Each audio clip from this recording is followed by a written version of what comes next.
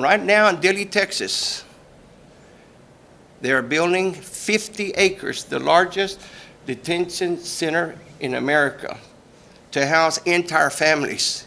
Let me tell you what, families. Let me tell you what, not on our watch.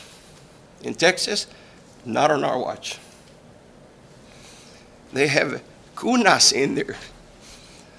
They say cunas. I speak in Spanish. Cribs. Cots. Well, no, they're cribs. I saw the baby beds there. You know what? Let me tell you what. Maybe it's not extreme, but Hitler, he housed them and he gassed them. And I hope to God that some of the same spirit's not in this capital here, that they want to get rid of our people. The president is an authority above them all. Amen? And we support his executive action. In every city, you have rogue officers. And they'll sit outside of a church. If it says First Baptist Church, no problema. But the Hispanic Baptist Church is called Primera Iglesia Bautista.